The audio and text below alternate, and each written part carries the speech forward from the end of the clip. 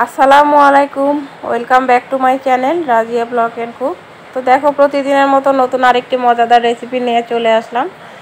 তো যেহেতু শীত প্রায় কাছাকাছি, তো শীত গ্রীষ্ম বর্ষা কোনো কিছুই লাগে না এই পায়েস খেতে। তো এই পায়েসটা কিভাবে খুব সহজ পদ্ধতিতে রান্না করতে হয় এবং সঠিক পরিমাপ, তার সঙ্গে থাকছে নানান টিউটোরিয়াল।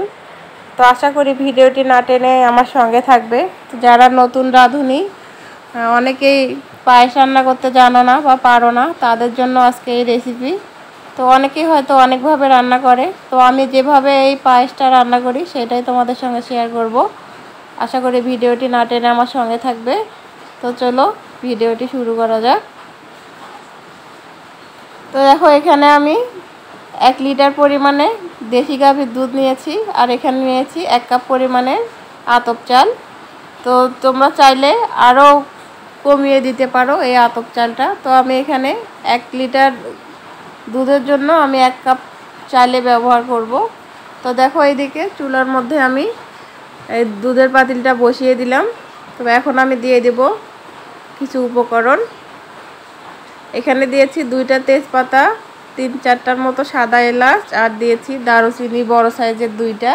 তো এগুলো অবশ্যই দিতে হয়, কারণ এই সাদা এলাচ, দারুচিনি আর তেজপাতা দিলে কিন্তু পায়েসের টেস্টটা আরও দ্বিগুণ হয়ে যায় বা এর ফ্লেভারটা অন্যরকম আসে।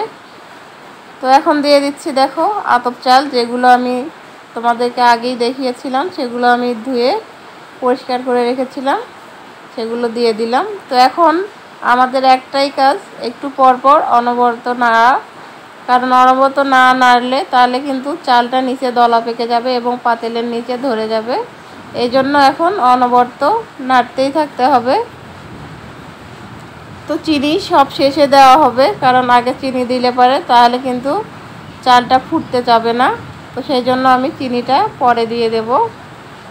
তো দেখো, নাড়তে নাড়তে এক পর্যায়ে কিন্তু চালগুলো প্রায় ফুটে আসতেছে। তো এখনও পুরোপুরিভাবে ফুটে আসে নাই। তো এখন চুলার আঁচটা অবশ্যই মিডিয়ামের মধ্যে রাখবে। তো এখন আমি উপর দিয়ে কিছু কিশমিশ, কাজু বাদাম এবং কাঠবাদাম দিয়ে দিলাম।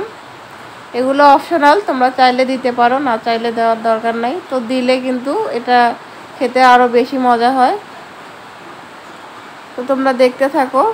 তো দেখো, এখন কিন্তু চালটা ফুটেও এসেছে এবং অনেক ঘন হয়ে এসেছে। তো এখন আমি দিয়ে দিচ্ছি চিনি।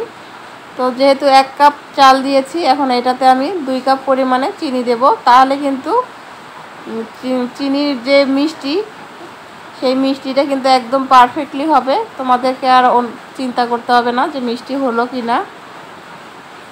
তো আমি আগে 1 কাপ দিয়েছি, এখন 1 কাপ দিয়ে দিলাম। এই হচ্ছে 2 কাপ। এই 2 কাপ চিনি দিয়েই কিন্তু একদম পারফেক্টলি মিষ্টি হবে। তো 1 লিটার দুধ, 1 কাপ আতপ চাল, আর হচ্ছে 2 কাপ পরিমাণে চিনি, এই হচ্ছে উপকরণ। তো এখন আমি আরও 5-7 মিনিটের মতো এভাবে মিডিয়াম আঁচের মধ্যে অনবরত নেড়ে চেড়ে নেব, তা নাহলে এখন কিন্তু নিচে লেগে যাওয়ার সম্ভাবনা থাকবে। তো দেখো, চিনি দেওয়ার সঙ্গে সঙ্গে চিনির একটুখানি কিন্তু পানি ছেড়ে দিয়েছে।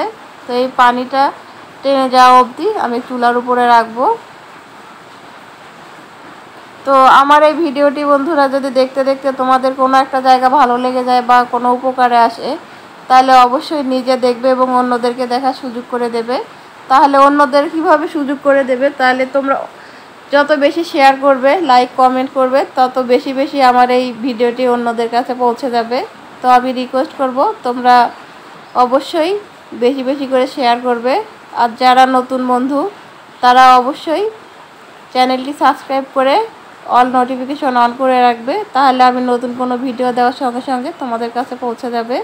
আর যারা পুরনো বন্ধু আছো, তাদেরকে জানাই আমার পক্ষ থেকে প্রাণ ভরা ভালোবাসা। তো দেখো, কথা বলতে বলতে পায়েস কিন্তু রেডি হয়ে গেছে একদম। তো এই পায়েস কিন্তু ঠান্ডা অবস্থায় কিন্তু বেশি মজা লাগে খেতে।